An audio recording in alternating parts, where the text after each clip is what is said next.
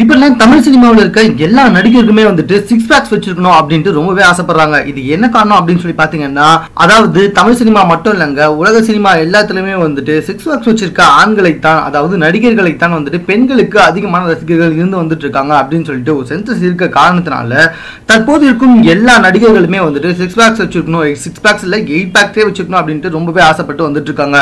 பிரபல பாலிவுட் நடிகர் வித்யுத் ஜமால் தமிழில் பில்லா 2 மற்றும் அஞ்சான் படங்கள்ல வில்லனா நடிச்சிருக்காரு அப்படின்றது ரொம்பவே குறிப்பிட வேண்டிய விஷயங்க.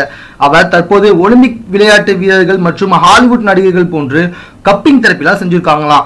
முதல்ல இந்த கப்பிங் தெரப்பினா என்ன அப்படின்றது விஷயத்தை நம்ம பார்த்துக்கலாம். ஒலிம்பிக் நீச்சல் வீரர் மைக்கேல் பெப்ஸ் கடந்த ஒலிம்பிக் போட்டிக்கு உடம்பு முழுவதும் கொப்பளம் போன்ற தோற்றத்துடன் வந்தாரு. அந்த கொப்பளம் எதுக்காக வருது அப்படின்னு சொல்லி பாத்தீங்கன்னா, அது கப்பிங் தெரப்பி செஞ்சுக்கிறதுனால தாங்க வருது. அதாவது ஒரு குடுவையில நெருப்பை காட்டி அதன் உள்ளே உள்ள காற்றை வெப்பத்தினால பயங்கரமா சூடேற்றி அந்த காற்று வெளியே போகாம அது அப்படியே வந்துட்டு நம்மளுடைய தோள்கள்ல அமுக்கி வச்சிடுவாங்க. இதனால அந்த தோள்களில் இருக்கும் ரத்த ஓட்டங்கள் எல்லாமே சீராகும், உடம்பு வலி குறையும், கடினமாக உழைத்தாலும் களைப்பு எதுவுமே தெரியாது. அந்த அளவுக்கு வந்துட்டு இந்த கப்பிங் தெரப்பி நல்ல பயன்களை தந்துட்டு இருக்கு அப்படின்ட்டு எல்லாமே நம்பி வந்துட்டு இருக்காங்க. மெப்ஸுக்கு பிறகு உலகம் முழுவதும் பரவியது, ஹாலிவுட் நட்சத்திரங்களும் செய்து கொண்டார்கள் அப்படின்னு பல பேர் வந்துட்டு பேச ஆரம்பிச்சாங்க. இதனால இந்தியாவில் முதலா இந்த கப்பிங் தெரப்பியை வித்யுத் ஜமால் செய்திருக்காரு.